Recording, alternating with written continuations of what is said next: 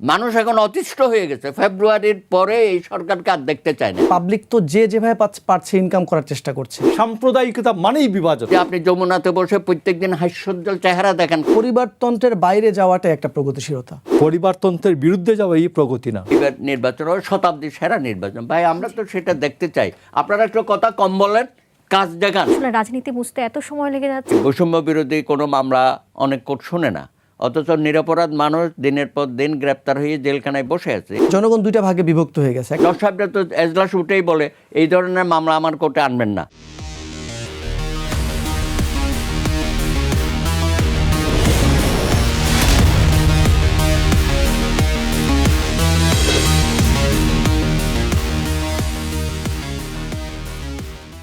দর্শক স্বাগত কালের সংলাপে। এই মুহূর্তে আমরা দেশের নানা বিষয় নিয়ে, নানা প্রান্তে ঘটে যাওয়া নানা বিষয় নিয়ে আলোচনা করব। সেজন্য আজ আমাদের বিষয় ঠিক করা হয়েছে সমসাময়িক রাজনীতি এবং অন্যান্য প্রসঙ্গ। আর এই বিষয়ে আলোচনার জন্য আমাদের সাথে রয়েছেন সিনিয়র অ্যাডভোকেট সুব্রত চৌধুরী, সভাপতি গণফোরাম। ঠিক তারপরেই রয়েছেন মোশাররফ আহমেদ ঠাকুর, বিএনপি নেতা এবং শিক্ষক। এবং তারপর রয়েছেন যুগ্ম মুখ্য সমন্বয়ক এনসিপি রিয়াজ মোরশেদ। আপনাদের সবাইকে স্বাগত জানাচ্ছি আজকের কালের সংলাপে। এবং পুরো অনুষ্ঠান সঞ্চালনার দায়িত্বে রয়েছে আমি জেনেসিয়া বর্ণা। আমি নিজে যেহেতু তরুণ, আমি একজন তরুণ নেতাকে দিয়ে আজ শুরু করতে চাই। আমি যেতে চাই রিয়াজ মোরশেদের কাছে। গতকাল আমরা একটি ঘটনা দেখেছি। খুলনায় এক যুবলীগ নেতার বাড়িতে 3 জন এনসিপি নেতা বাড়ি ভাড়া নেবার কথা বলে ঢুকলেন এবং এক পর্যায়ে তারা 20 লাখ চাঁদা দাবি করলেন। ঠিক এই ঘটনার পরবর্তী সময়ে তাদের গ্রেফতার করা হয়েছে। আমার প্রশ্ন হলো, আপনাদের দল তো খুব অল্প সময়ে গঠন হয়েছে এবং দলটি আকারও খুব ছোট। এই মুহূর্তে আপনাদের নেতারা চাঁদাবাজিতে জড়িয়ে পড়েছে। তাদের তো এখন রাজনীতির পাশাপাশি সৎ পথে উপার্জন করবার কথা রয়েছিল। তারা এখন কেন চাঁদাবাজি করছেন এটি জানতে চাই। এবং তার সাথে জানতে চাই যে এই যে রাজনীতি কি এখন আপনার কাছে কোনো কারণে মনে হয় যে উপার্জনের একটি বড় একটি মাধ্যম? আচ্ছা, প্রশ্নটাতে আমার কাছে যেটা মনে হয় এখানে একটি তথ্যগত বিভ্রান্তি আছে। কারণ এখানে যেই 3 জন যুবক অ্যালিগেশনের মধ্যে পড়েছে তাদের মধ্যে একজন এনসিপির কোন একটা কমিটিতে সদস্য হিসেবে আছে বলে তারা প্রস্তাব করেছে যে আছে, কিন্তু সেটা এখনো নিশ্চিত না। এবং আমরা দেখতে পেয়েছি যে ওইখানে 3 জন যুবকের একজন ছিল বিএনপির। এখন এই যে এনসিপিকে ঢালাওভাবে এনসিপির উপরে যে আক্রমণ করাটা, তার দিকেই যে কোনো বিষয় তার দিকে তীর ছোড়াটা, আচ্ছা, আপনি যেহেতু বিএনপির কথা বললেন, আমি আমাদের এখানে আরো যে অতিথিরা আছেন তাদের কাছে ওই বিষয়ে জিজ্ঞেস করব। জি, শুনতে চাই আপনার উত্তর। সেজন্য বলছি যে এখানে এনসিপির একজন যুক্ত আছেন সেটা পুরোপুরি নিশ্চিত না। আমরা যেটা দেখতে পাচ্ছি বিগত সময়ে এনসিপির উপরে যে কোনো কিছুতেই এনসিপির উপরে ঢালাওভাবে একটু আক্রমণ করা হয়। তাদের পজিটিভ দিকগুলো একদমই আলোচনায় আসে না। কিছু নেগেটিভ বিষয়ের মধ্যে অবশ্যই জড়িয়েছে, কারণ আমাদের নতুন সংগঠন এখনও সাংগঠনিকভাবে যেই স্ট্রেংথটা দরকার, তাদেরকে নিয়ন্ত্রণ করার জন্য যে কলাকৌশল দরকার, সেটা হয়তো আমরা এখন আবিষ্কার করতে পারি নাই। আমি যতদূর পর্যন্ত জানি, আমার কাছে যে লাস্ট আপডেট আছে তাতে মনে হয়েছে যে সে এনসিপির কোনো কমিটিতে নাই।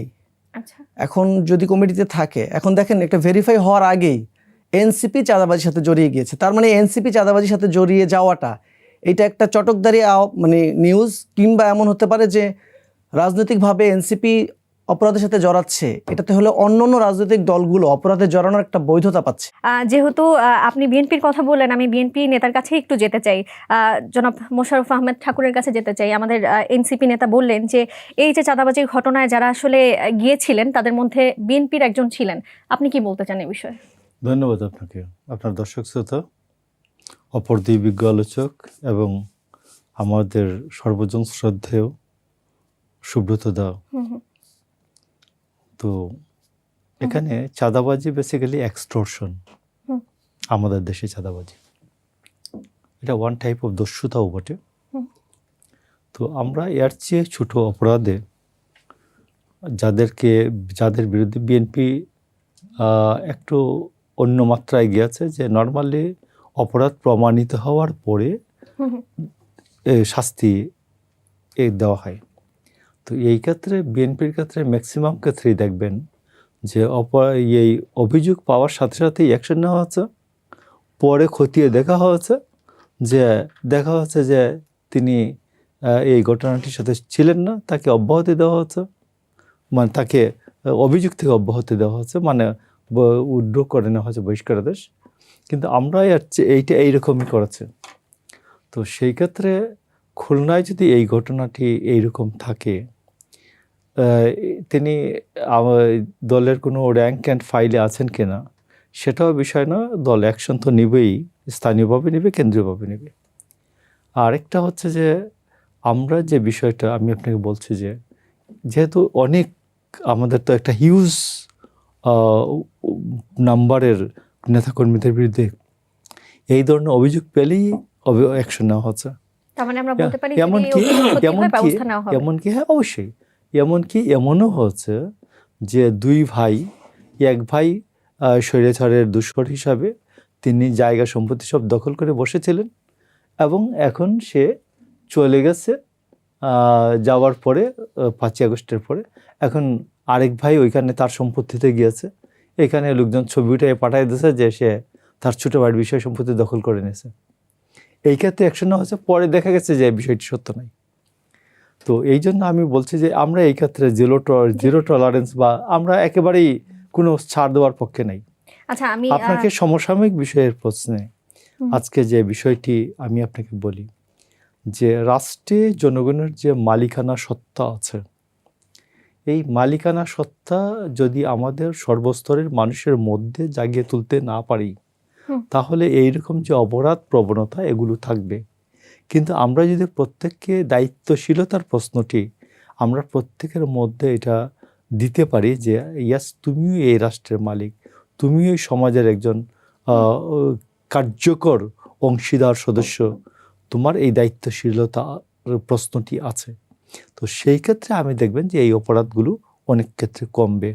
এবং তারেক রহমানের নেতৃত্বে আমরা এই কাজটি করছি যে তার কর্তাসত্তাকে, তার যে মালিকানা সত্তা আছে রাষ্ট্রে আমাদের সাথে এক অনুচ্ছেদ অনুযায়ী, এটাকে বাস্তবে সবার কাছে আলোচনায় নিয়ে আসা যে তুমি এই রাষ্ট্রের একজন মালিক, তুমি এটা করলে মানায় না। তো এই বিষয়টা আমরা আপনাদের কাছে যে প্রশ্নটি করেছি আপনার কাছেও সেই একই প্রশ্ন রাখতে চাই। এই যে তরুণ প্রজন্মের যারা রয়েছেন তারা রাজনীতির পাশাপাশি এই যে বেশিরভাগ ক্ষেত্রে দেখা যাচ্ছে চাঁদাবাজি করছেন, আপনার কাছে কি মনে হয় যে রাজনীতি এখন উপার্জনের মাধ্যম? না, একেবারে আমি আপনাকে বলছি যে আমি একেবারে কি বলে যে এদের প্রতি কোনো তরুণ প্রজন্মের প্রতি আমি এত কঠিন হতে চাই না, এত হার্শ হতে চাই না। তরুণ প্রজন্মের বাচ্চারা ভুল করবে, হুচট খেয়ে পড়বে, আবার উঠে দাঁড়াবে, আবার হাঁটবে, আবার দৌড়বে, সমাজ এগোবে।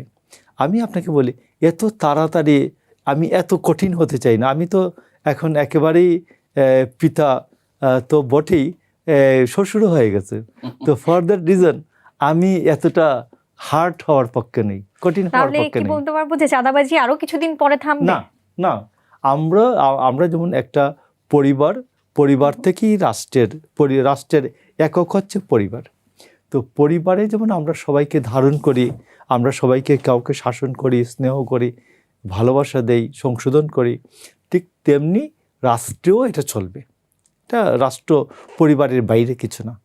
জি, ধন্যবাদ আপনাকে। এবার আমি গণফোরামের সভাপতির কাছে যেতে চাই। আপনার জন্য যে প্রশ্নটি আমার কাছে রয়েছে সেটি হলো, গত রোববার আইন উপদেষ্টা আসিফ নজরুল বলেছেন দেশের ইতিহাসে এত কম সময়ে এত বেশি সংস্কার আগে কখনো হয়নি, এবং আইন উপদেষ্টার এই কথার পরিপ্রেক্ষিতে অনেকে বলেছেন প্রতিষ্ঠানের নাম পরিবর্তন ছাড়া দেশে কোনো সংস্কারই হয়নি। তো আপনার কি মনে হয় উপদেষ্টার মতো যে দেশে এত সংস্কার এর আগে হয়নি? ধন্যবাদ আমার সহ আলোচক শুভেচ্ছা। আসলে ওই দিন আলোচনায় আমিও ছিলাম সিডাপে। হ্যাঁ, উনি তো কনফিডেন্টলি বলছে যে আমরা যে সংস্কার করেছি গত 1.5 বছরে, অতীতের কোনো সরকার এত কথা তো ঠিকই। ওনারা 10টা কমিশন করেছে, আমাদেরকে স্বপ্নের উচ্চ শিখরে নিয়ে গেছিল, শেষ পর্যন্ত দেখলাম তো অশ্বডিম। এখন হানা ভোটের মধ্যে 4টা দিয়ে পুরো সংস্কার ওইটার মধ্যে দিয়ে দিয়েছে। এখন এটাকে নিয়ে সারা দেশে তারা নিজেরাই নেমে গেছে। আমরা আশা করেছিলাম যে তারা ভোটের পক্ষে নামবে যাতে অধিক সংখ্যক ভোটার ভোট কেন্দ্রে উপস্থিত হয়। এখন তারা হাতে দেবে না হাতে দেবে সেটা তাদের চয়েস। সরকারের পক্ষ থেকে তোড়জোড় করে যেভাবে নেমেছে, তাহলে এখানে তার রাজনৈতিক দলগুলোর তো আর কিছু করা থাকে না। আমাদের এনসিপির বন্ধুরা তারাও তো নামবে, বিএনপিও নামবে বা নেমেছে, জামাত নামছে বা অন্য আমরাও নামছি, তাই না? বিশেষ করে আমরা যারা সই করেছি, হুম। তাদের তো এটা আমাদের নামতেই হবে। আর এনসিপি তো নিজেরাই সই করে নাই, বুঝছেন না, এটা তো Change বিরাট of একটা format. ঘাটতি রয়ে গেল। তো এগুলো নানা রকমের প্রশ্ন আমাদের সামনে আছে। তো উনি যেটা বলেছে, আমি ওনাকে একটা বিষয়ে ধন্যবাদ দেব, সেটা হচ্ছে আমাদের জুডিশিয়ারিতে আমরা 54 বছরে যেটা করতে পারি নাই, ওনাদের মাধ্যমে এবং সাবেক প্রধান বিচারপতি সৈয়দ রিফাত আহমেদের নেতৃত্বে আমরা বিচারপতি নিয়োগের একটা আইন সংবিধানে যেটা করার কথা ছিল, আমাদের নির্দেশনা ছিল, কিন্তু আমরা কেউ করি নাই। সব সরকারাই বলছে আমরা করব। হুম। সুতরাং ওই যখন আসে তেমন করে তারা বিচারপতি নিয়োগ দিয়েছে, এবং এইসব নিয়োগের মধ্য দিয়ে অনেক ধরনের ঘাটতি রয়ে গেল আমাদের। সেই ঘাটতি থেকে বের হতে গেলে আমাদের আরও 10-20 বছর অপেক্ষা করতে হবে, নতুন আইনের মাধ্যমে নিয়োগ হবে।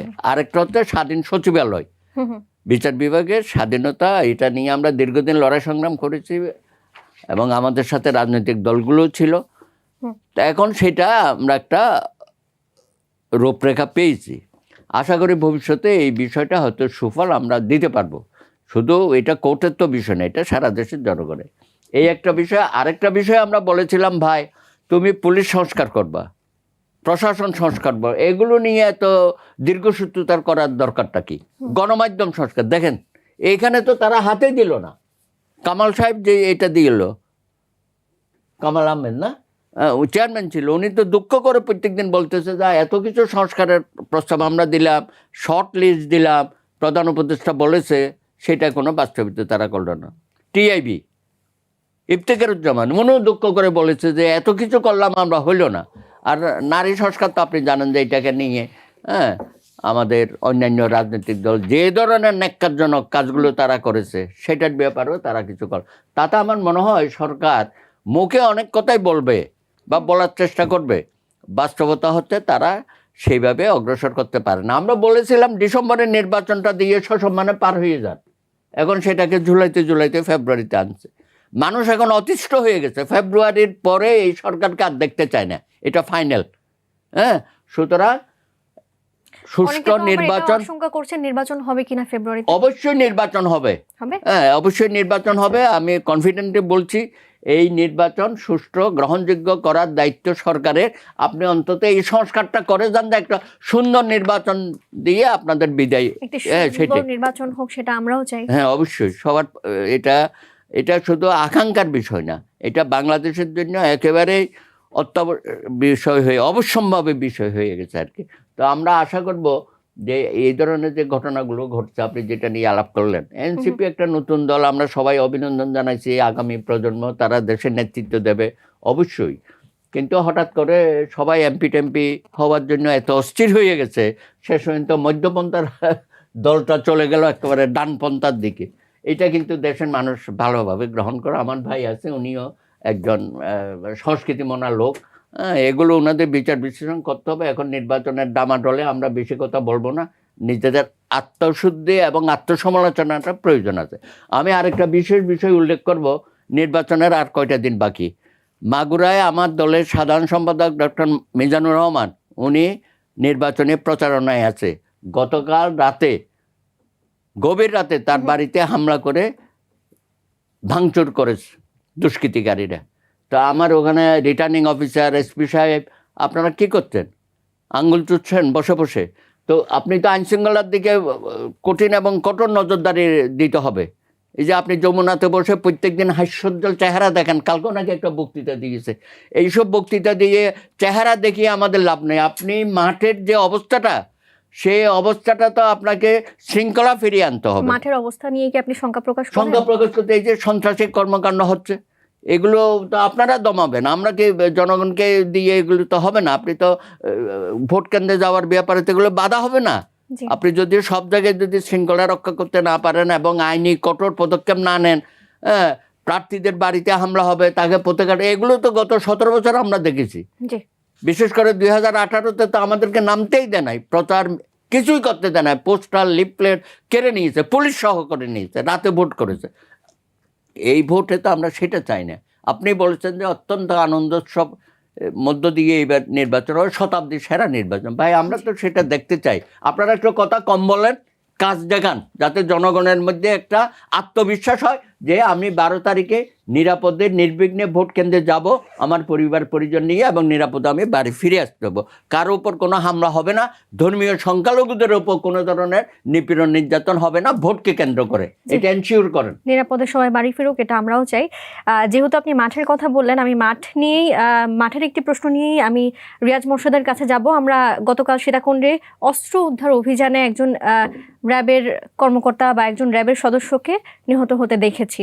যেখানে আইন শৃঙ্খলা রক্ষাকারী বাহিনী হামলার শিকার হচ্ছেন, নিহত হচ্ছেন, সেখানে সাধারণ মানুষ কতটা নিরাপদ আমি জানতে চাই আপনার কাছে। এবং আপনারাও তো এবার মাঠে নামছেন, নির্বাচন করবেন, আপনারা কতটুকু নিরাপদ বোধ করেন সেটি জানতে চাই। আমরা মোটেই নিরাপদ বোধ করছি না। এবং আপনি এর আগে যে প্রশ্নটা করেছিলেন চাঁদাবাজি একটু উপার্জনের মাধ্যম কিনা, এটা কিন্তু সত্যিকার অর্থে বাংলাদেশের যে 24-এর গণ অভ্যুত্থানটা হয়েছে, অভ্যুত্থানের অন্যতম একটা কারণ ছিল হচ্ছে আমাদের কর্মসংস্থানের সংকট। এটা আপনি নিশ্চয়ই একমত করে হবেন। তো কর্মসংস্থান সংকটের মধ্য দিয়ে এতগুলো জনগণ যে এখানে একটা গণ অভ্যুত্থান ঘটালো, কিন্তু কর্মসংস্থান তৈরি হওয়ার মতো কিন্তু কোনো ঘটনা আমাদের এই ইউনিট সরকার দিতে পারে নাই। তো সেই কারণে আমাদের কর্মসংস্থানে একটা ক্রাইসিস আছে। এখন এই ক্রাইসিসটাকে কিভাবে মিট করবে? এখন পাবলিক তো যেভাবে পারছে ইনকাম করার চেষ্টা করছে। সেই জায়গায় আমাদের একটা সক্ষম রাষ্ট্র প্রতিষ্ঠা করা, যে আমরা সংস্কারের কথাগুলো বলছি, বেসিক কিছু সংস্কার করতে না পারলে এবং কর্মসংস্থানের সংকটটাকে যদি রাষ্ট্র মোকাবেলা করতে না পারে, তাহলে আমার মনে হয় শুধুমাত্র আইন প্রয়োগ করে জোর জবরদস্তি করে কাউকে নিয়ন্ত্রণ করাটাও খুব কঠিন হয়ে যাবে। আর যেটা বলছেন যে আমরা আসলেই শঙ্কিত কিনা, হ্যাঁ, আমরা সার্বিকভাবেই শঙ্কিত। আমরা দেখছি আমাদের এই বর্তমান পরিস্থিতিতে জনগণ দুইটা ভাগে বিভক্ত হয়ে গেছে। একটা হচ্ছে নিরাপত্তা চায়, তারা কোনোভাবে মানে স্টেবল হলেই খুশি। আর একটা অংশ তারা কিন্তু পরিবর্তন চায়। তাদের কাছে মুখ্য আলাপের বিষয় কিন্তু নিরাপত্তা না, তারা আরও ভাঙতে চায়। এখন তরুণদের মধ্যে যদি এমন একটা স্পিরিট থাকে যে তারা শুধুমাত্র এখন যদি পরিস্থিতিটা স্থিমিত হয় তাহলে বেনিফিশিয়ারি কে হবে? কারণ আমাদের অনেক সমস্যারই সমাধান হয় নাই, সেই জন্য একটা গোষ্ঠী চাচ্ছে নতুন কিছু পরিবর্তন। তো সেই জায়গা থেকে আমাদের নিরাপত্তার প্রশ্নটাকেও ডিল করতে হবে, তার পাশাপাশি পরিবর্তনের আকাঙ্ক্ষাটাও আমাদের মধ্যে ধারণ করতে হবে। ভাই একটা আলাপ তুললো যে এনসিপি মানে এই যে প্রগতিশীল রাজনীতি করার কথা ছিল বা এক ধরনের মধ্যম পন্থার কথা ছিল, কিন্তু সেখান থেকে আমরা সরে ডানপন্থার দিকে ঝুঁকেছি। আসলে কি রাজনীতি ব্যাপারটা এই যে ট্যাগিংয়ের ব্যাপার, যে কে কোন দিকে ঝুঁকবে, কোনটা ডানপন্থা কোনটা বামপন্থা মধ্যপন্থা, আমাদের দিক থেকে দেখেন একটা নির্বাচনী জোট হয়েছে, যেই জোটটার মধ্যেও একটা প্রগতিশীল ব্যাপার আছে। সেটা হচ্ছে কোন দিক থেকে আমাদের বর্তমান যে রাজনৈতিক ফাইট, এই ফাইটের মধ্যে পরিবারতন্ত্রের বাইরে যাওয়াটা একটা প্রগতিশীলতা। তো সেই জায়গা থেকে আমরা মনে করি যে বিএনপি যেরকম পরিবারতান্ত্রিক রাজনীতি করছে তার চাইতে জামাত কম পরিবারতান্ত্রিক রাজনীতি করছে। আরেকটা পার্সপেক্টিভে হয়তো নারীর স্বাধীনতা বা শ্রমিক প্রশ্নে হয়তো বা তারা কম প্রগতিশীল, কিন্তু রাজনীতিতে তো বিভিন্ন স্টেজ আছে। সেই স্টেজে আমরা দেখছি পরিবারতন্ত্রের বাইরে যাওয়াটা একটা বেসিক ডিমান্ড হয়েছে তরুণদের মধ্যে। সেই জায়গা থেকে পরিবারতন্ত্রের বাইরে যাওয়ার জন্য আমার কাছে মনে হয়েছে এবং আমাদের কাছে মনে হয়েছে যে পরিবারতন্ত্রের বাইরে যাওয়ার জন্য বিএনপির চাইতে জামাত বেটার। জি, আরেকটা প্রশ্ন করতে চাই। স্বরাষ্ট্র উপদেষ্টা নিশ্চিত হয়ে বলেছেন পুলিশের লুট হওয়া অস্ত্র নির্বাচনকালে ব্যবহার হবে না। আপনি কি বলতে পারেন স্বরাষ্ট্র উপদেষ্টা কিভাবে নিশ্চিত হলেন? এটা তো আশ্চর্যজনক, এটা তো নিশ্চিত হওয়ার কোনো উপায় নেই। মানে তার মানে এমন হতে পারে যে লুট হওয়া অস্ত্র মানে যে অস্ত্রগুলো লুট হয়ে গেছে সেটা কোথায় আছে বা সেটা যে দেশের মধ্যেই নাই, এই ব্যাপারে যদি তারা নিশ্চিত হতে পারে তখন হয়তো বা এরকম একটা কথা বলতে পারে যে সেই অস্ত্রগুলো দেশের মধ্যে নাই বা আমাদের নির্বাচনী টেরিটরির মধ্যে নাই, সে কারণে এটা ব্যবহৃত হবে না। এছাড়া এমনি আমি আসলে খুব একটা মানে গ্রহণযোগ্য কোনো উত্তর মনে হচ্ছে না যে এটা আছে। জি, এবার আমি মোশাররফ আহমেদের কাছে জানতে চাই যে এই যে পুরো ঘটনা আমরা বলছিলাম, আমাদের এনসিপির নেতাও পুরো ঘটনাটি আসলে বলছিলেন, এই তার রেফারেন্স ধরে এই একই প্রশ্ন আবারও আপনার কাছেই উত্তরটি জানতে চাই। আপনার উত্তরে কোনো ভিন্নতা আছে কিনা? স্বরাষ্ট্র উপদেষ্টা যে নিশ্চিত হয়ে বললেন যে এই লুট হওয়া অস্ত্র নির্বাচনে ব্যবহার হবে না, আপনার কাছে কি মনে হয়?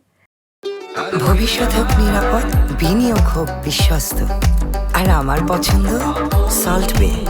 ওয়েলকাম টু সল্ট বে। আমি আপনাকে বলি যে স্বরাষ্ট্র মন্ত্রণালয়ে একটা দ্বৈত শাসন চলছিল।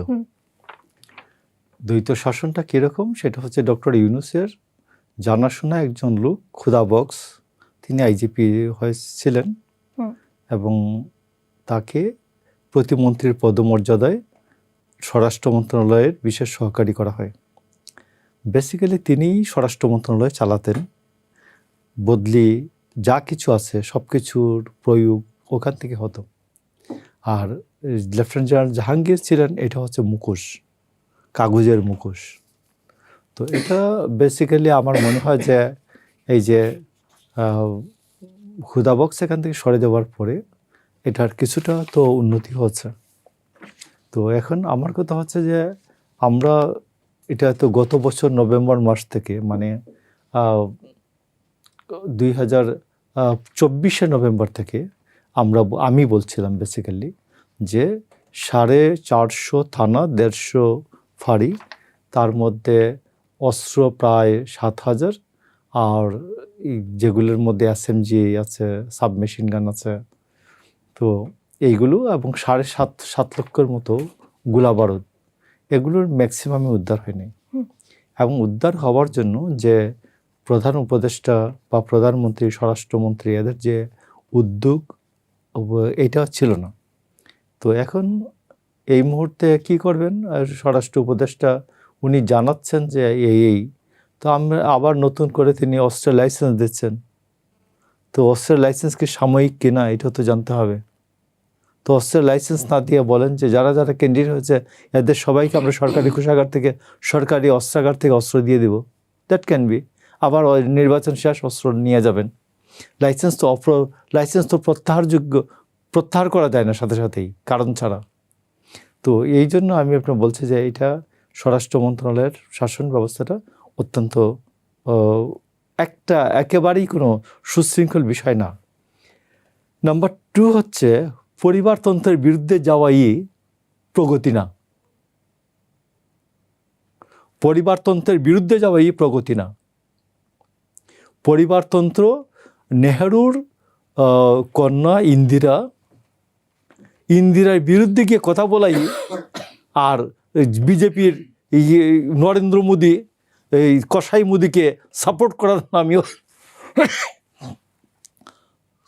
করার নামে প্রগতি হতে পারে না। প্রগতি হচ্ছে যে ডেমোক্রেসির ডিসেন্সি হচ্ছে যোগ্য মানুষ যোগ্য জায়গায় বসবেন, সঠিক জায়গায় বসবেন।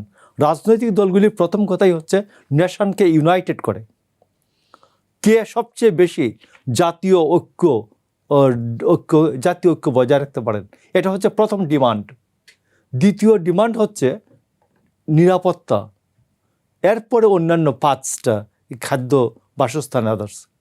আমাকে যদি বলে যে আপনি একটু একবেলা কম খাবেন, কিন্তু আপনার মেয়েটা বিশ্ববিদ্যালয় থেকে সঠিক সময়ে সঠিকভাবে ভালোভাবে ফেরত আসবে, আর নাকি আপনি ভরপেট খাবেন আর আপনার মেয়ে রাস্তায় লাঞ্ছিত হবে, আপনি কোনটা চান?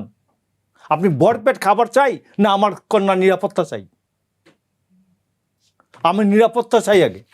তো এই জন্য যে প্রগতি, আমি বাংলাদেশে এই মুহূর্তে বলি যে তারেক রহমান বাংলাদেশে ঐক্যের প্রতীক, জাতীয় ঐক্যের প্রতীক। উনি যদি কাউকে ডাক দেন, সারা বাংলাদেশে মানুষ যেভাবে নেমে আসবে, কোনো নেতার নেতৃত্বে ডাকে আসবে না কেউ। 1 নাম্বার 2 হচ্ছে যে তারেক রহমানের সেই যোগ্যতাটা আছে কিনা নেশনকে ইউনাইটেড করার, এটা বিবেচ্য বিষয়। আর বাংলাদেশে আমি আপনাকে বলি, সাম্প্রদায়িকতা মানেই বিভাজন। আর জামাতি সাম্প্রদায়িকতা হচ্ছে এটা সাম্প্রদায়িকতার উপরে সাম্প্রদায়িকতা, তার উপরে সাম্প্রদায়িকতা, তার উপরে সাম্প্রদায়িকতা। আমি আপনাকে বলি, আপনি এখান থেকে বেশি দূরে নয়, ইয়াতে যান, এই কি বলে, ইবনে সিনায় যান। ইবনে সিনায় ওদের 5 তলা থেকে নিচতলা পর্যন্ত জামাত শিবির করা ছাড়া একটা লোককে যদি চাকরি করতে পান, আমাকে এসে বলবেন। মানে ওইটা মুসলমান হলে চলে না, ওটা মুসলমানের ভিতরে মুসলমান, তার ভিতরে জামাত শিবির, তার ভিতরে পরীক্ষিত না হলে যে তাদের কাছে বিশ্বাসযোগ্য কেউ না। আমি আপনাকে বলছি, তার জন্য আমি আপনাকে বলছি, ঘরের ভিতরে ঘর, তার ভিতরে ঘর, সাম্প্রদায়িকতার ভিতরে সাম্প্রদায়িকতা, তার ভিতরে সাম্প্রদায়িকতার নাম হচ্ছে জামাত। তার কাছে গিয়ে আমি ফেরত গিয়ে নাচানাচি করে আমি বলবো যে আমি প্রগতির পক্ষে আছি, যে আমার 51% নারী, বাংলাদেশের জনগণের 51% নারী, 51% নারীকে সে ইগনোর করে, 51% নারীকে সে কোনো আসনই দেয় না, 51% নারীকে সে যে তাদের মধ্যে যে কেউ যে বাংলাদেশে নির্বাচন করার যোগ্যতা আছে, এইটাই সে মনে করে না। আমি বলি, জামাত যদি 10টা আসন দিত, নারীদের 10টার মনোনয়ন দিত, বিএনপি 50টা দিত। ইভেন বিএনপি তো জামাত তো একটাও দেয় নাই। বিএনপি বেগম খালেদা জিয়া সহ 13টা দিয়েছিল, উনি মৃত্যু দিয়ে 10টা হচ্ছে। তো আমি আপনার জামাত থেকে তো এখনো 10 গুণ নারীর অধিকারকে বিএনপি 10 গুণ বেশি স্বীকার করে। জি। তো এই জন্য আমি আপনাকে বলছি যে জামাত প্রসঙ্গে আপনার কাছে আবারও সাম্প্রদায়িকতা আসবো। এবার কখনোই আমি আমার সুব্রত চৌধুরীর আমার কাছে একটু এটা যেতে চাই। আমার কনক্লুশনটা হচ্ছে সাম্প্রদায়িকতা কখনো জাতীয় ঐক্যের প্রতীক হতে পারে না, সাম্প্রদায়িকতা কখনোই প্রগতির প্রতীক হতে পারে না। জি, আমি সুব্রত চৌধুরীর কাছে যেতে চাই। আপনি যেহেতু একজন আইনজীবী, আপনাকেই আমি এই প্রশ্নটি করতে চাই। সুপ্রিম কোর্টের সিনিয়র আইনজীবী শাহদিন মালিক বলেছেন, একটি মামলায় 1.5 থেকে 200 জন গ্রেফতার হলে পুলিশ যেমন গ্রেফতার বাণিজ্য করতে পারে তেমনি আমরাও পারি, এবং বর্তমানে মামলা একটি বাণিজ্যে পরিণত হয়েছে। এই পরিস্থিতি সরকার চাইলে রোধ করতে পারত, কিন্তু রোধ করেনি। এখন আমি আপনার কাছে প্রশ্ন করতে চাই, আসলে কি এখন মামলা বাণিজ্য রমরমা চলছে? আর যদি চলে থাকে, তাহলে সরকারের যদি রোধ করার উপায় থাকে, সরকার কেন রোধ করছে না? ধন্যবাদ। স্বাধীন মালিক যা বলেছেন এটার সাথে আমি সহমত পোষণ করি, কারণ আমরা তো বাস্তবিক দেখছি আজকে নিম্ন আদালত থেকে উচ্চ আদালতে কোনো ধরনের আর কাজ হচ্ছে না, সবই হচ্ছে হয়রানিমূলক মামলা। শত শত আসামি দেওয়া হয়েছে। এই মামলাগুলো তো আসলে ভবিষ্যৎ কি? আপনি যারা মূল স্বৈরাচারের দোসর সম্পৃক্ত থেকে এই কাজগুলো করেছে, আমাদের শত শত সংগ্রামী তরুণদের হত্যা করেছে, শিশুদের হত্যা করেছে, তাদের আহত করেছে। এই মামলাগুলো সঠিক তদন্তের মাধ্যমে যাদের নাম রাজনৈতিকভাবে দিয়েছে বা বিভিন্ন বিদ্বেষের কারণে দেওয়া হয়েছে, তাদের কিন্তু ইমিডিয়েটলি বাদ দেওয়া দরকার। এটা সরকারের দায়িত্ব না। সরকার বলে যে আমরা তো কোনো মামলা করি নাই। আর বাবা, তুমি মামলা করো নাই, মামলা তো এখন তোমার কোর্টে। যে কোনো ক্রিমিনাল মামলা এটা হওয়ার পরে কোর্ট স্টেটের কাছে চলে যায়, সেই তখন বাদী হয়ে যায়। তো এখন তোমার তো সবসময় দায়িত্ব আছে। আইন মন্ত্রণালয় উনি বসে ওখান থেকে নানান ধরনের নাকি দিত, হুকুম টুকুম দিত, কোনটা বেইল হবে কোনটা বেইল হবে না।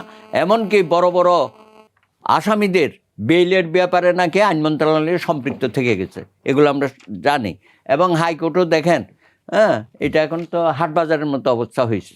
ওখানে মামলা শুনানির বিষয় তো বৈষম্য বিরোধী কোনো মামলা অনেক কোর্ট শোনে না, অথচ নিরপরাধ মানুষ দিনের পর দিন গ্রেপ্তার হয়ে জেলখানায় বসে আছে। এই জেলখানাগুলো তো খালি করা দরকার।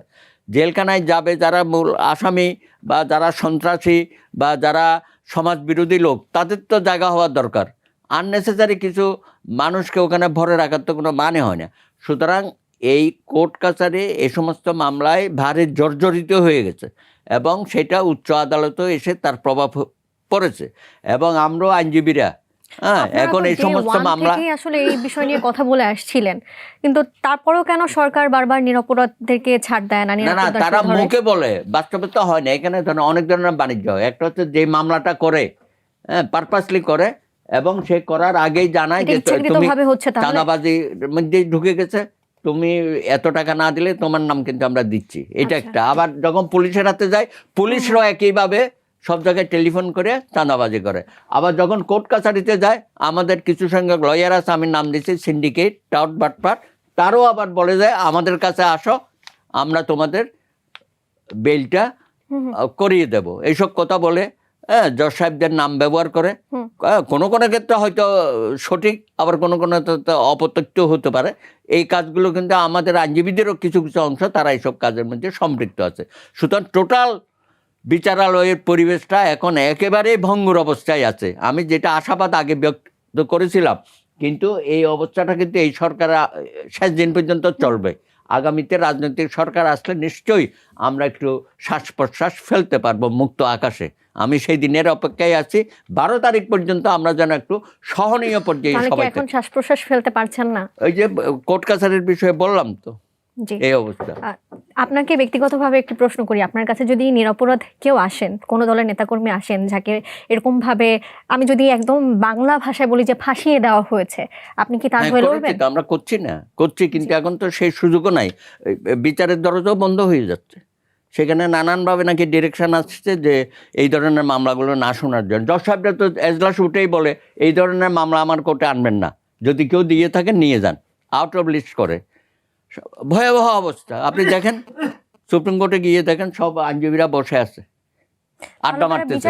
বিচারটি আসলে কোথায় পাবেন? তারা কি বছরের পর বছর আজীবন জেলেই থেকে যাবেন?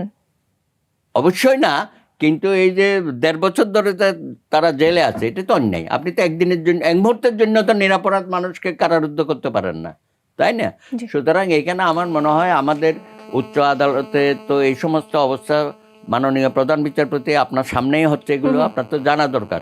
আপনি ইন্টারভেন করেন, এগুলো তো সাধারণ মানুষকে বাঁচান। আর নিম্ন আদালতে জজ সাহেবদের সম্পর্কে যে সমস্ত কথাবার্তা শুনি, এগুলো থেকে আমাদেরকে মুক্ত করেন। আর আমাদের সহকর্মী আইনজীবী বন্ধুরা, আপনারা এই ধরনের মামলাগুলো নিয়ে যেন বাণিজ্য না করেন। আমাদের কিন্তু বদনাম হয়ে যাচ্ছে যে আমরা এই ধরনের বাণিজ্যে সম্পৃক্ত হয়ে গেছি। সবাই একটু থামেন, আর কি অনেক করেছেন, এখন একটু থামেন। জি, ধন্যবাদ। এবার আমি রিয়াজ মোরশেদের কাছে যেতে চাই।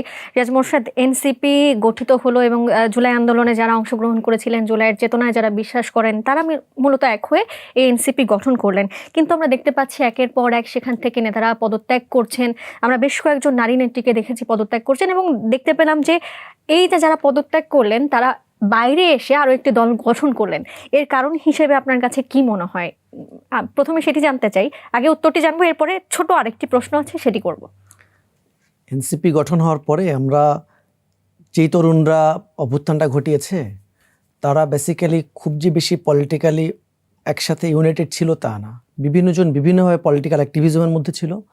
একটা অংশ আছে দেখা যাচ্ছে পলিটিক্সই করে নাই, জাস্ট ওই আন্দোলনের 1 মাস সক্রিয় ছিল। এইরকম একটা গ্রুপ অফ পিপল নিয়ে বিভিন্ন ধারা থেকে আসা লোক একসাথে হয়ে একটা পার্টি করলো। এখন সেই পার্টি করার পরে তাদের মধ্যে, তাহলে এতদিন আমরা কেন জানতে পারিনি? সাধারণ মানুষ যারা, তারা তো অবশ্যই আপনাদের কাছ থেকে তথ্যগুলো জানতে চাই, আমরা কেন জানতে পারিনি? আমরা তো এই তথ্যটা তো ওপেন যে বিভিন্ন ধারা থেকে আমাদের কাছে এসেছে, আমরা একসাথে হয়েছি। একসাথে হওয়ার পরে দেখেন আমাদের মধ্যে মতাদর্শিক একটা অ্যালাইনমেন্ট কিন্তু নাই যে সবাই একটা মতাদর্শে আছি। মধ্যপন্থা ইটসেলফ হচ্ছে এরকম যে বিভিন্ন মতাদর্শ থেকে লোক আসবে। এখন ধরেন বিভিন্ন ইস্যু ভিত্তিক এক একজন রিয়াকশন করবে, কারণ হচ্ছে তারা তো অত পলিটিক্যাল না, তারা তো সংগঠনটা অত বোঝে না, বা সংগঠনটাকে ধারণ করবে, নিজের সংগঠন মনে করার জন্য, ওন করার জন্যও তো একটা টাইম দরকার। তো সেক্ষেত্রে দেখা যাচ্ছে যে আমাদের মধ্যকার যেই প্রতিক্রিয়া আছে, ব্যক্তিগত প্রতিক্রিয়া, যে অমুকের সাথে জোট হলো আমি চলে যাব, বা এই ঘটনাটা ভালো লাগলো না আমি চলে যাব। একটি টিম, বা এই যে আপনাদের টিমে এক চেতনায় যারা বিশ্বাস করেন, তারা একটি ফ্যাসিস্ট সরকারের পতন ঘটালেন, কিন্তু রাজনৈতিক দল কিভাবে হলো সেটি বুঝতে এত সময় লেগে যাচ্ছে? না, রাজনৈতিক দল তো আমরা গঠন করতে চাচ্ছি। আমরা তো সত্যিকার অর্থেই তরুণদের, আমাদের যে সংস্কারের বাংলাদেশ আমরা যেরকম চাই, বুঝতে আমার মূল মানে মিনিংটা ছিল বা অর্থটা ছিল রাজনীতি বুঝতে। এই যে আপনারা এত ভাগ হচ্ছেন, আসলে রাজনীতি বুঝতে এত সময় লেগে যাচ্ছে। যারা বের হয়ে আসছেন তারা আসলে কি পোষণ করেন? যারা বের হয়ে আসছেন তারা কি আসলে এই দ্বিমতের কারণেই বের হয়ে আসলেন, নাকি আসলে তাদের কোনো ক্ষমতার লোভ আছে, নাকি তাদের ভেতরে দেশপ্রেম বেশি? কি মনে হয় আপনার? এটা ডিপেন্ড করে আসলে। বেসিক্যালি দেশপ্রেম ব্যাপারটা তো অনেকটা একটা ভেগ টার্ম, কে কোনটাকে দেশপ্রেম বলছে। যেমন আমরা এখন সংগঠিত থেকে এক্সিস্টিং যেই কাঠামো আছে, কাঠামোর মধ্যে আমরা কিছু ইনপুট দিতে চাই, কারণ এর মধ্যে থেকে শুধু সমালোচনা করে দূরে থাকার চাইতে আমরা কিছু পরিবর্তন করতে চাওয়াটাকে ধরেন আমি দেশপ্রেম মনে করছি। আরেকজন কোনো কিছুতে যুক্ত না থেকে শুধুমাত্র সমালোচনা করাটাকে দেশপ্রেম মনে করছে। এখন কে কোন ইন্টেনশন থেকে গিয়েছে সেটা আমরা খুব একটা পরিষ্কার না, কিন্তু এতটুকু বুঝি যে বিভিন্নজন বিভিন্ন ধারা থেকে এসেছিল, তারা যেইভাবে প্রত্যাশা করেছিল, যেমন ধারণা করছে যে জিনিসটা এমন হবে, সেই ধারণার সাথে তার মিলে নাই। এখন কেমন হবে তার তো আসলে আমরা আগে জানতাম না, আমাদের একটা ধারণা ছিল, সেই ধারণার সাথে না মিললে আমি আমার মতো করে চলে যেতে পারি। এভাবে করে অনেকজন চলে গিয়েছে আর কি। জি, ধন্যবাদ আপনাকে। এবার আমি মোশাররফ আহমেদের কাছে আসতে চাই। রাজশাহী বিশ্ববিদ্যালয়ে তারেক রহমানের একটি ব্যানার ছিঁড়ে ফেলেছেন বিশ্ববিদ্যালয়ের জিএস সালাউদ্দিন আম্মার, এবং অতীতে আমরা দেখেছি যে বিশ্ববিদ্যালয়ের রাজনৈতিক চর্চা হতো, বিভিন্ন স্লোগান হতো পাবলিকলি। এই যে এত স্লোগান হতো, মানুষ সমর্থন করতেন, বিভিন্ন দলের বিভিন্ন প্রচারণা হতো। আম্মার যেই কাজটি করেছেন সেটি তো তিনি করেছেনই, এবং সেটি ক্যামেরায় ধারণ করেছেন, সোশ্যাল মিডিয়ায় সেটি এসেছে। আপনার কাছে কি মনে হয় এটি তিনি কেন করেছেন, এবং তিনি করলে সেটি আড়ালে কেন রাখেননি? জনসম্মুখে এই জিনিসটা কেন আসলো? এই বয়সে সবচেয়ে বড় সমস্যা হলো যে ওই যে পরিবারতন্ত্রের বিরুদ্ধে নাকি বিরোধিতা করাই হচ্ছে প্রগতি। এগুলো বিভিন্ন, আমরা এক সময় 80-র দশকে আমরা বলতাম এরশাদের সময়, জানার জন্য জানা নয়, পরিবর্তনের জন্য জানা। বাট পরিবর্তনটা মাস্ট বি পজিটিভ, এটা পজিটিভ পরিবর্তন চাই আমি। তো এখন এই পজিটিভ কোনটা, নেগেটিভ কোনটা, ঋণাত্মক পরিবর্তন না একটা পজিটিভ পরিবর্তন, এই যে জিনিসটা, এটা বুঝতে সময় লাগে। সালাউদ্দিন আম্মার এক সময় আমার মনে হয় এটার জন্য তিনি অনুতপ্ত হবেন, বলবেন, মনে করবেন ভুল হয়েছে। আমি আপনাকে আরেকটা জিনিস আপনার নজরে আনতে চাই। আমাদের একজন ডাকসুর ছাত্রনেতা বললেন যে কুলাউড়ার পাহাড়ের নিচে এই পরিমাণে ইউরেনিয়াম আছে যে ভারতকে আমরা 7 বার ধ্বংস করে দিতে পারবো। কথা বোঝেন। এবং তিনি আহ্বান জানালেন ভারতীয় দূতাবাসের ইট খুলে নেওয়ার জন্য। তো এখন এতে কি দাঁড়ালো, তরুণরা কীভাবে এটা গ্রহণ করছে দেখুন। এই 2 দিন আগে একটা কনসার্টে ওই যে যখন ওই ছাত্রনেতা যখন বলছেন যে তুমি কি আমি কে, ছাত্রছাত্রী উত্তর দিয়েছে ইউরেনিয়াম ইউরেনিয়াম। তো তারপর বলছে কোঠানা মেধা, ও ছাত্রছাত্রী উত্তর দিয়েছে ইউরেনিয়াম ইউরেনিয়াম। এই যে স্যাটায়ার, আমি আপনাকে বলছি, এই স্যাটায়ারটা দল, ব্যক্তি, দল, রাষ্ট্র, এটা তিনটা প্রতিষ্ঠানেই বুঝতে হয়। ব্যক্তিকেও বুঝতে হয়, দলকেও বুঝতে হয়, রাষ্ট্রকে বুঝতে হয়। হাসিনা যে এই স্যাটায়ারটা বুঝতে পারে নাই যেদিন, যে তুমি কি আমি কি, রাজাকার রাজাকার যখন বাচ্চারা বলছে, যে এই স্যাটায়ারটা যখন বুঝতে পারেন নাই, আমি 10 তারিখে আমি বলেছি যে 10ই জুলাই আমার এক আছে যে ক্লিপ ছিল যে এইটা রাজপথে, এই আন্দোলন রাজপথে সমাধান হবে, মানে হাসিনা। এবং 14 তারিখে যেদিন হল 14ই জুলাই রাত্রে যখন এই স্লোগানটা হলো, এবং পরের দিন যখন তারা বললো যে আমরা অ্যাকশন নিব, যারা এটা উত্তর দিয়েছে রাজাকার বলেছে। তো এই জন্য আমি আপনাকে বলছি যে এইটা সবাইকেই বুঝতে হবে। শুধু বয়স্ক নারী, বয়স্ক প্রধানমন্ত্রী তিনি বুঝেন নাই বলে অন্যরা সবাই পার পেয়ে যাবেন না। আরেকটা দেখুন, আপনি এই যে হাসনাত আবদুল্লাহ বললেন যে আমরা বিচ্ছিন্নতাবাদীদের আশ্রয় দিব, ভারত যদি আমাদের সাথে সঠিক আচরণ না করে বিচ্ছিন্নতাবাদীদের আশ্রয় দিব এবং ভারতের 7 রাজ্যকে বিচ্ছিন্ন করে দেব। এটা ছাত্রনেতা থাকলে ঠিক আছে বলা যায়, এটা কেউ মনে করে না, আচ্ছা ঠিক আছে ইয়াং বাচ্চা। আপনি যখন দলের নেতা, মুখ্য সমন্বয়ক না সংগঠক, তো আপনি তখন যখন বলেন, তখন এটা রাষ্ট্র টু রাষ্ট্র, আন্তঃরাষ্ট্রের যে সম্পর্ক, এটা নিয়ে ঝামেলা হয়।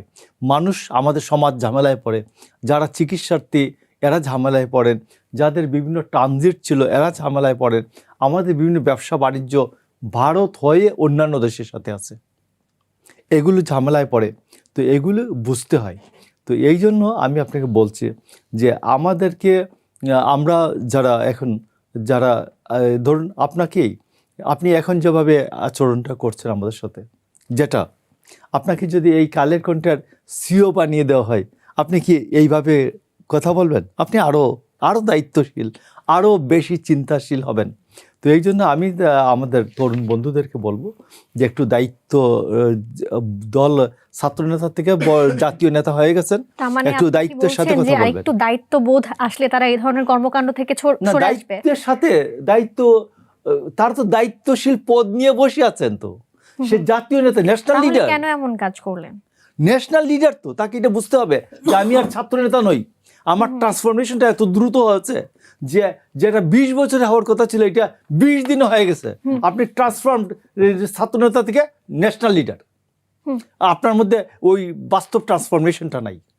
তো এইটা আমি আপনাকে, তো এই জন্য আরেকটা আপনাকে নজরে আনি যে এই কয়েকদিনের মধ্যে আপনি দেখবেন যে একটা গবেষণাপত্র আসছে, আমাদের দেশে নারীরা পরিবারের কার্যক্রমের 85% কাজ করে। নারীরা পরিবারের 85% কাজ করে, কিন্তু দুঃখজনক হলো যে এই 85% কার্যক্রম যে পরিবারে করেছে, জিডিপিতে তার অবদান হচ্ছে 18%, কিন্তু কাগজে কলমে জিডিপিতে তার কোনো অবদানই নেই। কথা তো এই যে আপনি যে 85% যে কার্যক্রম করে, ফ্যামিলির কাজকর্ম 85% করে, তাকে আপনি রাজনীতি, সিদ্ধান্ত, বিভিন্ন অংশগ্রহণ থেকে আপনি যখন বাইরে রাখবেন, এই সমাজ কিছুতেই এগুতে পারে না। এটা হচ্ছে আমার আরেকটা বিষয়। আমরা যদি আর পরের পালায় জি কোন জি সময় পাওয়া যায় আলোচনা করব। জি, আবার আসবো আপনার কাছে। ধন্যবাদ। এবার সুব্রত চৌধুরীর কাছে বারবারই আদালত এবং মামলা রিলেটেড প্রশ্ন আপনার কাছেই নিয়ে যাচ্ছি। বিবিসি বাংলার সাবেক প্রধান সাবির মোস্তফা বলেছেন প্রধান উপদেষ্টা উগ্রবাদীদের সূর্য সন্তান মনে করছেন আর আজগুবি ও ফালতু মামলায় অন্যদের আটক করছেন, এবং তিনি আরও বলেছেন ডক্টর ইউনূস নিরপেক্ষ নয়। আপনি তার মন্তব্যগুলোকে কিভাবে দেখছেন? তিনি কি আসলেই নিরপেক্ষ নয়, আর তিনি কি আসলে উগ্রবাদীদের সূর্য সন্তান ভাবছেন? ভবিষ্যৎ হোক নিরাপদ, বিনিয়োগ হোক বিশ্বস্ত, আর আমার পছন্দ সল্ট বে। Welcome to Salt Bay. না, এটা তো এখন তো একটা আলোচনা হচ্ছে জাতীয়ভাবে যে আমরা একটা মানবিক বাংলাদেশ চেয়েছিলাম, একটা গণতান্ত্রিক পরিবেশে এই সরকার আমাদেরকে একটা নির্বাচনের দিকে নিয়ে যাবে। কিন্তু এখন তো দেখছি যে এখানে জঙ্গিবাদের উত্থান হয়েছে, এবং কি আর বলবো, উগ্র মৌলবাদেরও অপতৎপরতাগুলো আমরা দেখতে পাচ্ছি। এবং পাশাপাশি কয়েক হাজার সাম্প্রদায়িক ঘটনা ঘটেছে, সেটাকে অস্বীকার করার একটা প্রবণতা আমরা গতকালকে একটা প্রধান উপদেষ্টা বিবৃতি দিয়েছে। হ্যাঁ, বলছে অধিকাংশই হচ্ছে ব্যক্তিগত পর্যায়ের, আর কিছু হচ্ছে সাম্প্রদায়িক। এগুলো বলে তো পার পাবে না। আমরা কথা হচ্ছে ঘটনা ঘটার সাথে সাথে তুমি এটা ইয়ে করো, ব্যবস্থা নাও তড়িৎ গতিতে। আইনশৃঙ্খলা বাহিনী থাকে না কেন? পরে গিয়া কান্নাকাটি করলে তো হবে না। একজন দীপুকে পিটিয়ে মেরে তারপর আবার আগুন দিয়েছে, এরকম কয়েকটা হত্যাকাণ্ড হয়েছে। এখন বাড়িঘরে আগুন দিচ্ছে। আর ইলেকশনের আগে এগুলো করলে তো ভয়ে মানুষ ভোট কেন্দ্রেও যাবে না। এটা তো কোনো একটা গোষ্ঠী এগুলো করতেছে উদ্দেশ্যমূলক। তো সরকারের তো এখানে মনসম্মতি আছে, আমিও তাই বলি। আর আপনারা অতীতের মতো 17 বছর যেটা হয়েছে অপসংস্কৃতি, বিচারহীনতার অপসংস্কৃতি যেটা সে কার্যকর করেছে শেখ হাসিনা, তা আপনারা তো সেই পথে অগ্রসর হচ্ছেন। আমরা তো আপনাদের কাছ থেকে অনেক ভালো কিছু চেয়েছিলাম, আপনি বলেছিলেন সেটা করবেন, কিন্তু সেটা করছেন না, এবং মিথ্যাচার করছেন। আমি বলি মিথ্যাচার করছেন। আপনার ওখানে বসে যমুনাতে বসে কেউ কেউ প্রেস সেক্রেটারি সেই যে কদিন পর পর কথাগুলো বলে, এগুলো তো বাস্তবসম্মত কথা না। আমরা তো সকলে মিলে আপনাকে সহযোগিতা করেছি, আমার ছাত্র বন্ধুরা আইনা তাদেরকে বসাইছে, আমরা তো সমর্থন দিয়েছি, তাই না? তো এখন এত বড় সমর্থন পাওয়ার পরে আমার তো মনে হয় 54 বছর পরে এই ধরনের একটা সমর্থিত সরকার, দলমত নির্বিশেষে আবাল বৃদ্ধ বনিতা সকলে মিলে আমরা সমর্থন দিলাম, সেই সরকার আমাদেরকে ভালো কিছু দিয়ে যেতে পারলো না। এই দুঃখ কোথায় রাখবো? এটা তো আমি মনে করি 24 জুলাইয়ের গণ অভ্যুত্থানের শহীদদের প্রতিও আমার মনে হয় আমরা অমর্যাদা করতেছি। সুতরাং এখান থেকে আমাদের খুব দ্রুত বেরিয়ে আসতে হবে, নির্বাচনের পরিবেশটা যেন আর নষ্ট না হয়, এবং সকলেই সংযত হয়ে কথা। আমার ভাই বলেছে যে আমাদের কোনো তরুণ নেতারা যে সমস্ত বক্তব্য দিচ্ছে তাতে কিন্তু রাজনৈতিক ভারসাম্য চলে যাবে। হ্যাঁ, এটা এত সহজ বিষয় না একটা রাষ্ট্র পরিচালনা করা। সুতরাং দেখেন নাই জনাব তারেক রহমান কি মেপে কথা বলতেছে, তার প্রত্যেকটা বক্তব্য বিবৃতি দেখেন।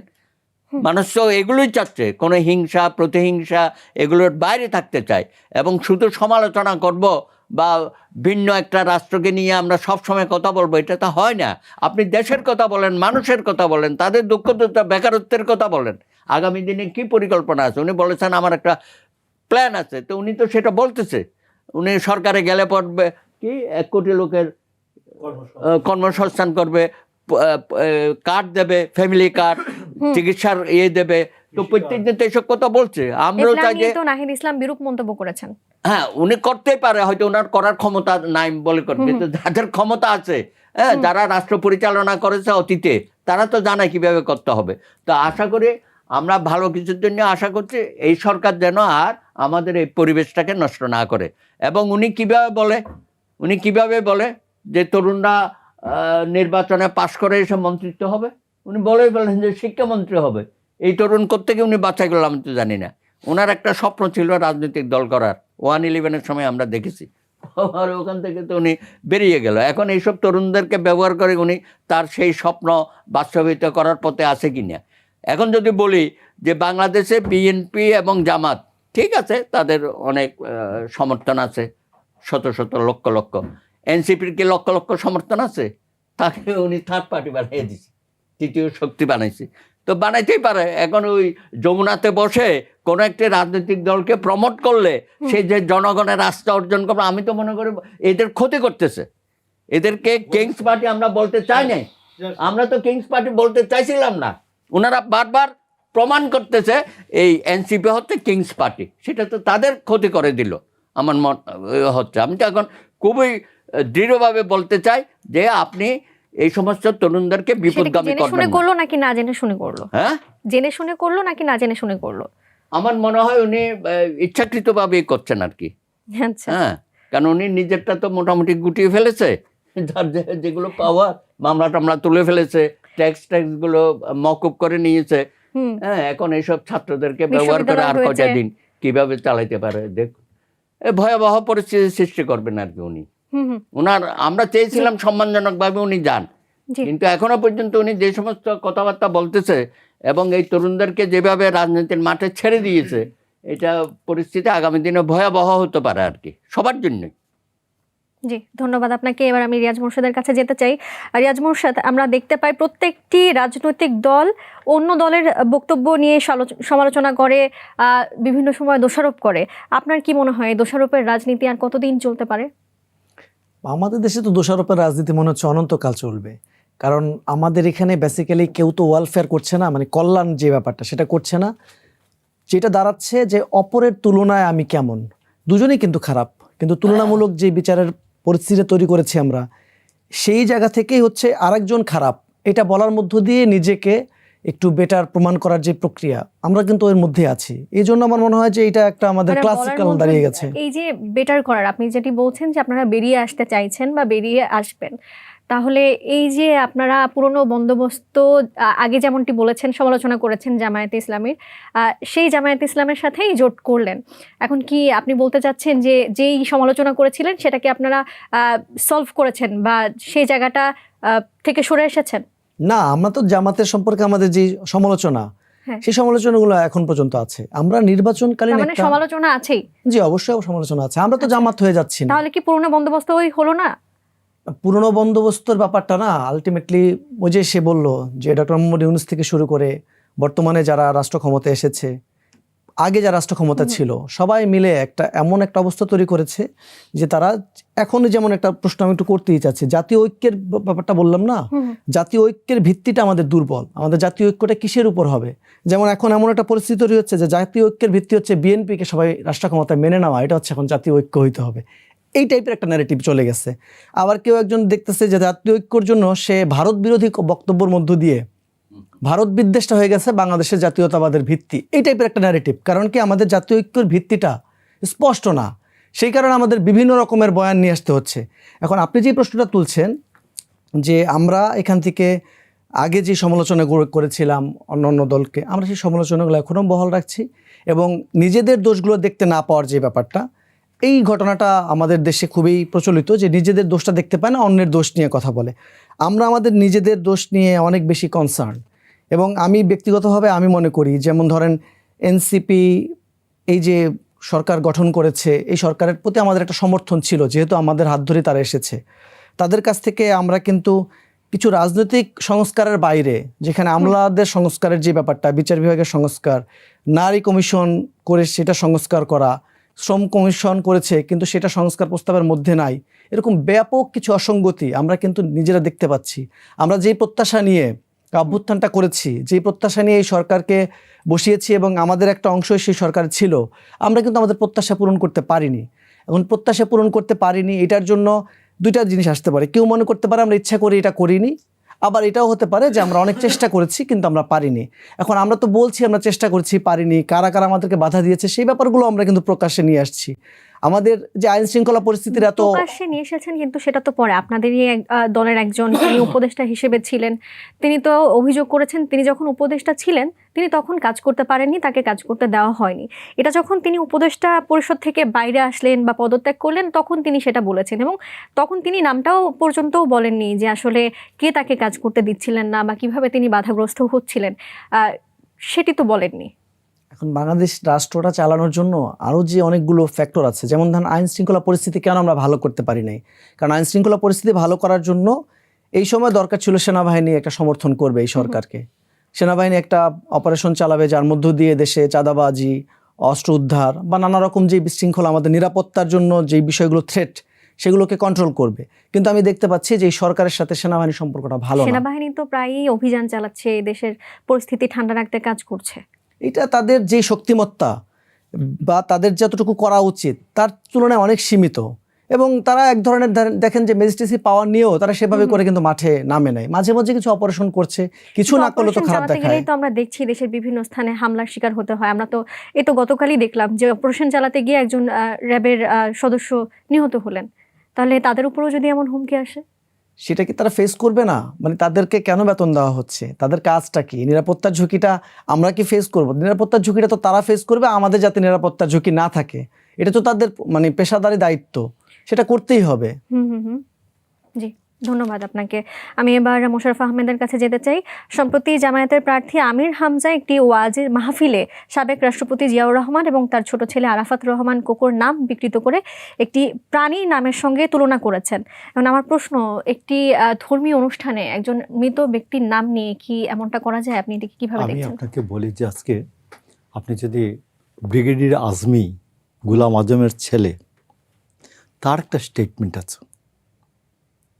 তিনি বলেছেন যে আমার বাবা যে জামাতকে সংগঠিত করেছিলেন, আমির হামজার মতো মানুষ, উনি এই আর কয়েকটা ঘটনা উল্লেখ করেছেন যে ওয়াজ মাহফিলে মানুষকে তার ধর্মীয় সংস্কার চেতনাকে শানিত করা, এগুলো নিয়ে আলোচনা করবেন, কিন্তু ব্যক্তিগত জীবন, কারো নাম নিয়ে বিকৃত করা, এগুলি উনি বলেছেন যে এগুলি যায় না মৃত ব্যক্তি রাজনৈতিক সংস্কৃতির সাথে। মৃত কেন, জীবিত ব্যক্তির সাথে করা যায় নাকি? তো সেইখানে উনি একটা স্টেটমেন্ট আপনি দেখবেন, আমার কাছে স্টেটমেন্টটাকে যথেষ্ট পজিটিভ মনে হচ্ছে, এবং তিনি বলেছেন যে এইরকম লোক জামাতের প্রার্থী হতে পারে না। আপনি অনেকগুলি ছোটো ছোটো বিষয় আলোচনা করলেন, কিন্তু একেবারেই আমি লোভ সামলাতে পারছি না, ছোটো ছোটো কয়েকটা বিষয় উত্তর দেওয়া দরকার। আপনি ধরুন এখানে দাদা আলোচনা করেছেন, উনি আলোচনা করেছেন, সেটার নাম হচ্ছে ফ্যামিলি কার্ড, তারপর স্বাস্থ্য বা হেলথ কার্ড, কৃষি কার্ড। এই তিনটা বিষয় যদি আমি দেশের প্রান্তিক লেভেলের জনগোষ্ঠীকে আমার জীবন মানের সাথে মেন স্ট্রিমের সাথে আনতে চাই, পুষ্টি অ্যান্ড আদার স্বাস্থ্য, তাই একজন বাংলাদেশের মানুষের যদি স্বাস্থ্যের প্রতি সাথে বাংলাদেশ রাষ্ট্র টাকা দেয়, তাহলে ওই লোকটা কি আমাকে সুস্থ থাকলে সে আমার জিডিপিতে দিবে না, অবদান রাখবে না? স্বাস্থ্য দিতে এটা তো খরচ না, এক্সপেন্ডিচার না, এটা বিনিয়োগ, এটা বুঝে না।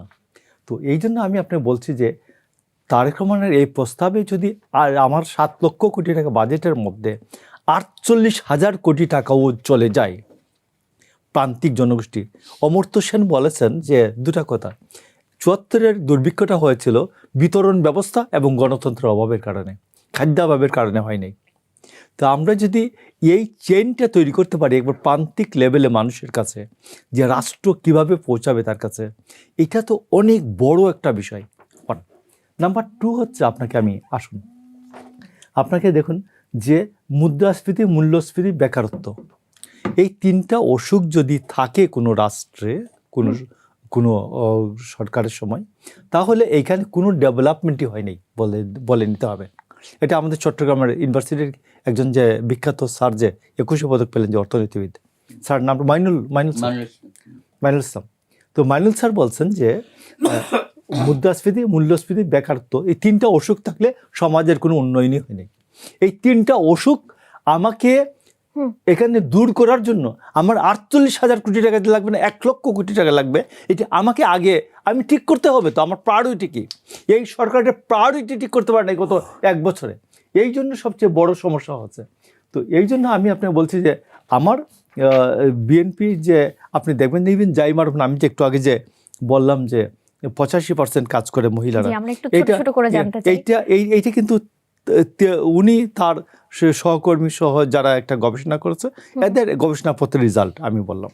তো এই জন্য আমি আপনাকে বলছি যে ফ্যামিলি কার্ড দেওয়া বাস্তব না, কৃষি কার্ড দেওয়া বাস্তব না, হেলথ কার্ড দেওয়া বাস্তব না।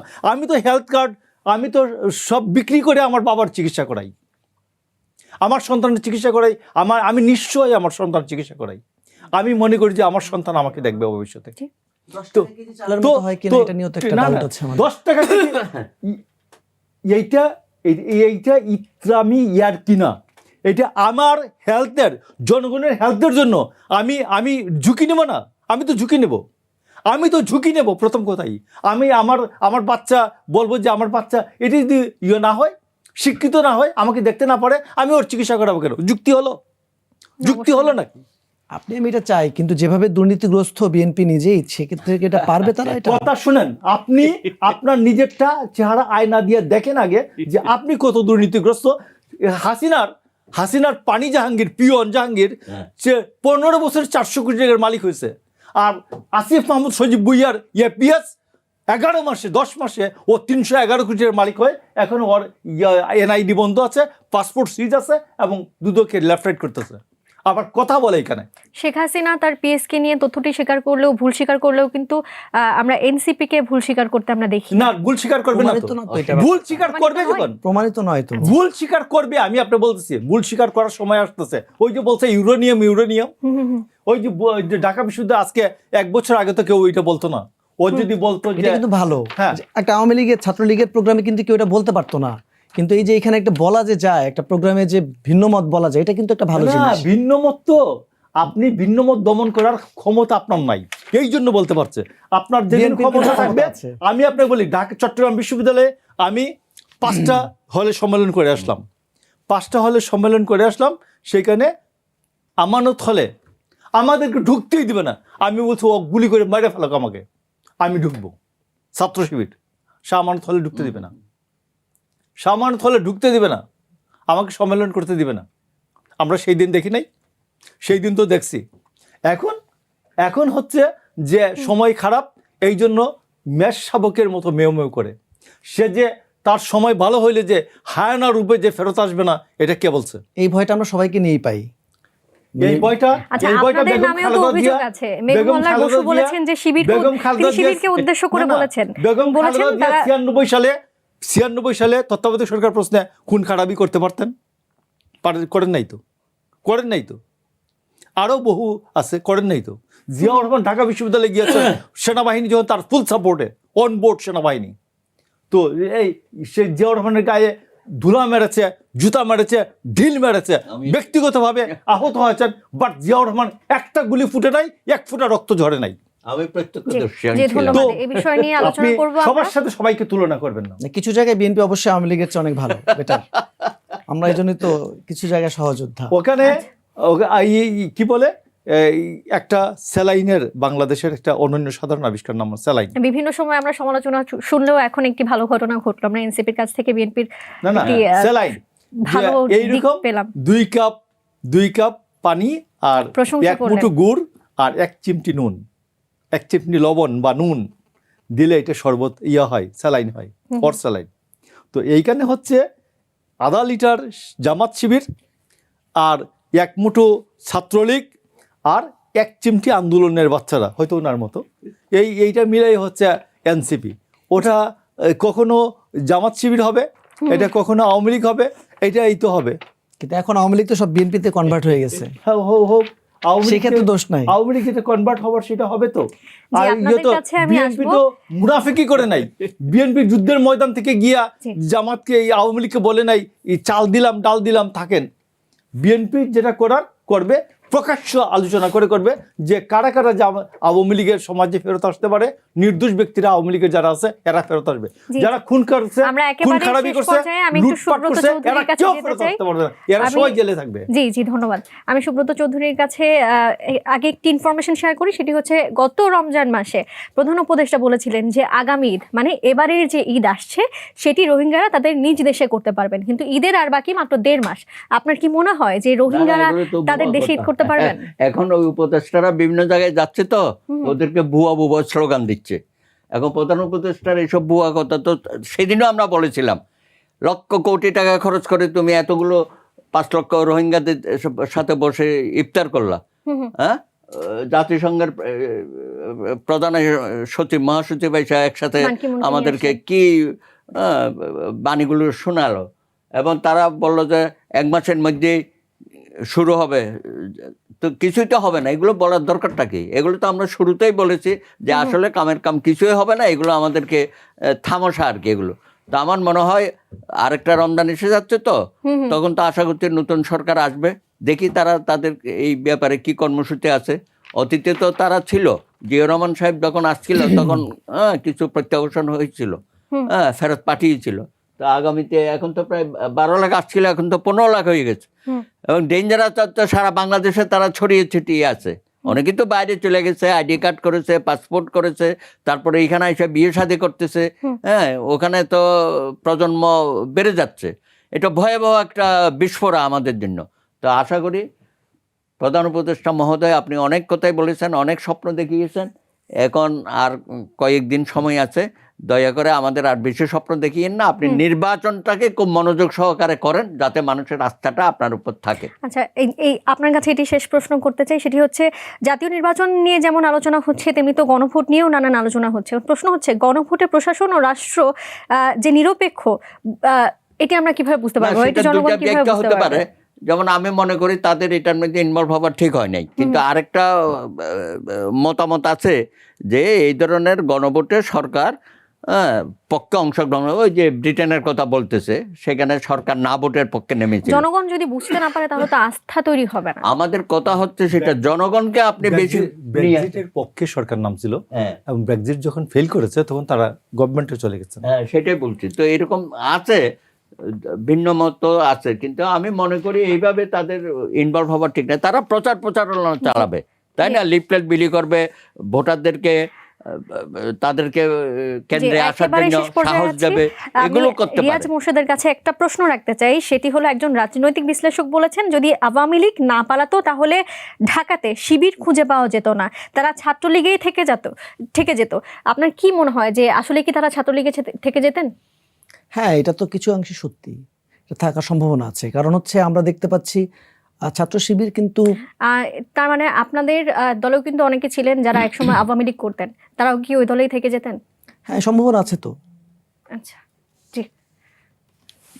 কিন্তু নির্বাচনের পরে বাংলাদেশের পরিস্থিতি আরো খারাপ হবে আমার ধারণা। কেন পরিস্থিতি কেন খারাপ হবে? কারণ হচ্ছে একটা রাষ্ট্র তো তার জনগণকে সন্তুষ্টির মাধ্যমে নিয়ন্ত্রণ করে। আমাদের রাষ্ট্রটা জনগণকে সন্তুষ্টির মাধ্যমে নিয়ন্ত্রণ করার জায়গায় নাই। মানে তারা, নির্বাচন হলে যদি রাষ্ট্রের অবস্থা খারাপ হয় তাহলে কি আপনার মনে হয় যে নির্বাচন হওয়া উচিত? নির্বাচন হবে, নির্বাচনের পরেই যে রাষ্ট্রটা সক্ষম হয়ে যাবে সেইটা মনে হচ্ছে না। কারণ সংস্কারের যে জায়গা আমরা এক্সপেক্ট করেছিলাম যে সংস্কারটা হবে, যেভাবে একটা সক্ষম রাষ্ট্র প্রতিষ্ঠা হবে, জনগণকে সে আরো বেশি সার্ভিস দিতে পারবে, কিন্তু সেটা কিন্তু হচ্ছে না। সেই কারণে মনে হচ্ছে বাংলাদেশ রাষ্ট্র সহসাই খুব স্টেবিলিটির দিকে যাবে তা না, আরো অনেক ভাঙন আসবে। এবং সেই ভাঙনের ক্ষেত্রে আমাদের সতর্ক থাকতে হবে তরুণদেরকে, সেই ভাঙনটা যাতে আমরা সঠিক একটা জায়গায় নিয়ে যেতে পারি, ভুল বন্দরে যাতে নোংর না হয়। বা আপনারা আশা করছেন যে আপনারা সেই ভাঙনগুলো সামলাতে পারবেন? সেটার মধ্যে অংশগ্রহণ করতে হবে, আমাদের যাতে আর ভুল বন্দরে না যাই, সঠিক বন্দরে যেতে পারি এই জনগণকে নিয়ে, সেটার জন্য আমাদেরকে সতর্ক থাকতে হবে, তরুণদেরকে সতর্ক থাকতে হবে। তরুণরা সতর্ক থাকুক, এটাই আমরা চাই। নির্বাচন হলে সুষ্ঠুভাবে হোক এবং দেশের মানুষ নিরাপদে ভোট দিক, সেটাই আমরা চাই। দর্শক, একেবারেই শেষ পর্যায়ে চলে এসেছি কালের সংলাপের। আজকের মতো এখানেই শেষ করছি। পরবর্তী পর্ব নিয়ে আবারও হাজির হব। ভালো থাকুক দেশ, ভালো থাকুক দেশের মানুষ।